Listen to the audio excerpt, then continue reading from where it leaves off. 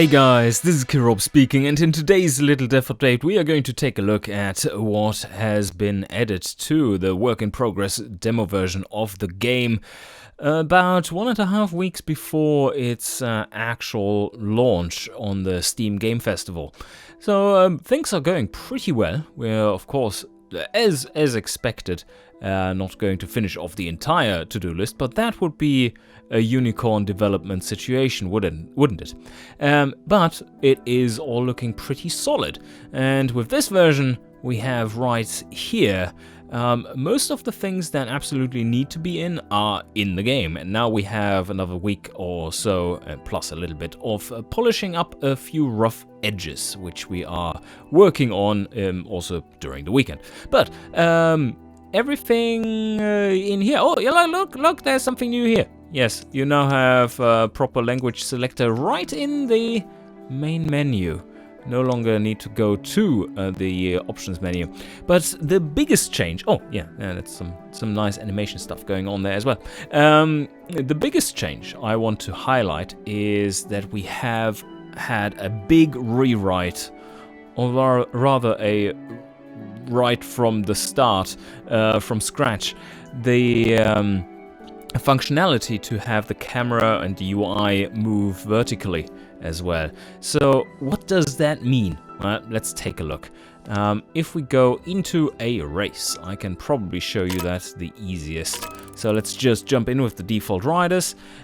Also, back-end change that you are going to see. Oh, there it was. Well, now it no longer jumps and chunks around and just inflates the UI when needed and showing all kinds of crap behind it, which shouldn't be rendering, but rather it is nicely animated, and that makes quite the difference to the feel of the game. So look at that.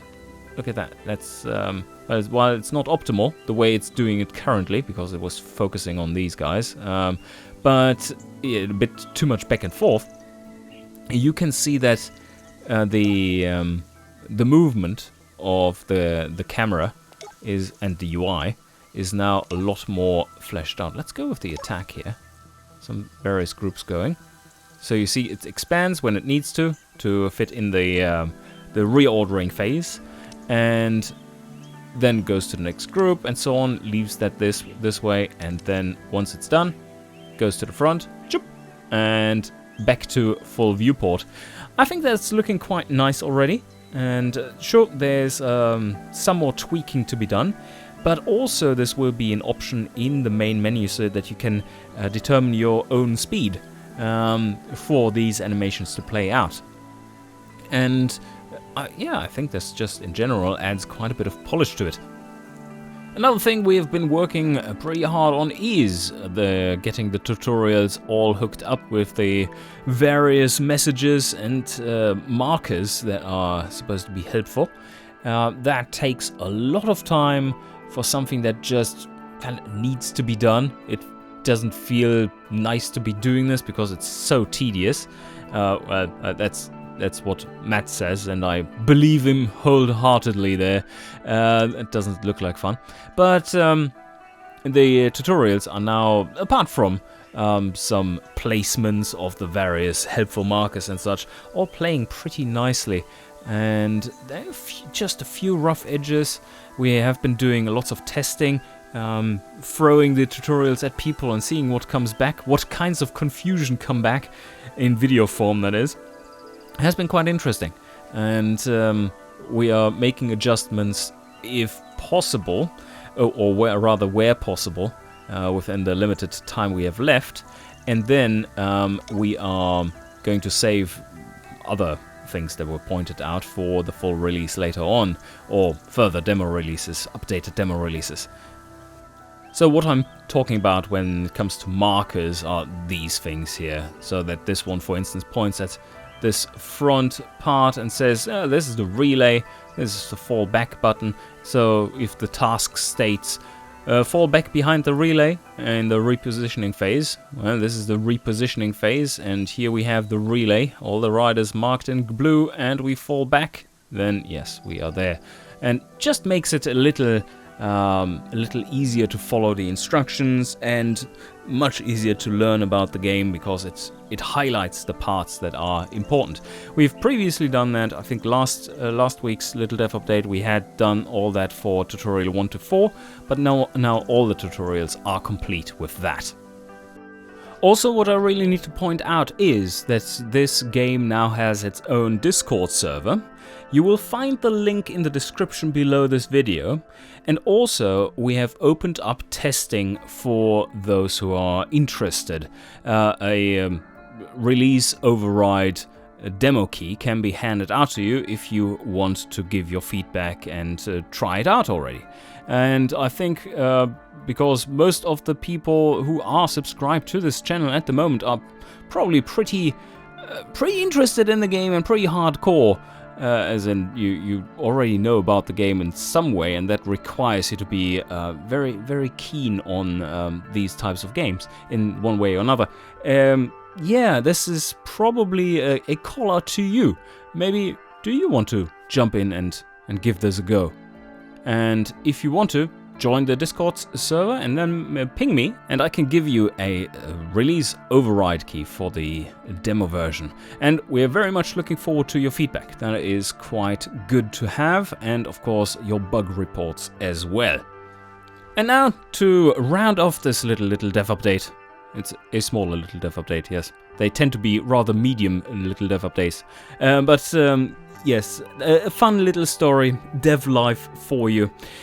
So we had a single tester have a very specific issue, and that issue was absolutely fucking game breaking. It was horrendous. Basically what happened was that any stage that was coming out on his computer was showing no road in the background, so no road spline, and all the nodes were completely jibber jabber as it placed along a central string, but not in order, but rather probably it was the first nodes were all of the cards that are here, the sections of terrain were probably all on the same place, and that just looked like a big string with massive gaps in, and most of the nodes were on top of each other. And everything was functional apart from that. But of course, entirely unplayable. No other tester has had that issue. So, because we've only had around 10 testers there at that point, we didn't know how massive in scope this problem would be. And having such an absolute game-breaking bug in there, heading into the demo release during a games festival, is probably not a good idea. So the solution to this was to rewrite the whole fucking system, or rather port it into GameMaker. Because what we had done, being smart and all, a little too smart in this instance, is, well, this was actually put outside of the game because it is quite intensive for the calculation side, because the spline and everything and collisions with the props and all that stuff, that takes a lot of calculation time. So we outsourced it, so to say, to put it outside the game, to be able to render, to make this happen, the calculations happen in C++. So yeah, that fastness then of course disappeared very quickly.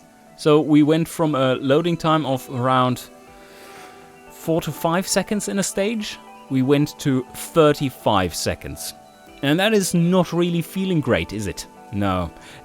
So that had to be optimized, and we've been able to cut that down to very reasonable times again. Overall still a bit longer, but now fortunately that mistake is gone. The performance is a little bit worse, but during a stage, once you've loaded in, there's no difference. So that's a good thing. But yeah, that was a bit of a struggle there, but that is typical dev stuff. And it's something that's behind the scenes that you don't usually see anything about, because to the to the customer, or rather the player in this case, it is the same functionality. So what has changed is really just in the background, how things are, or where things are calculated. And unfortunately, that cost us, I would say, a day and a bit. So nothing major, but still, it's just feels awful. Anyway, with that out of the way, we're quite confident that it will run basically on any machine now. Hopefully, until we discover the next thing. Yes. Okay, I think we're done here for today. I hope you enjoyed, and see you guys next time.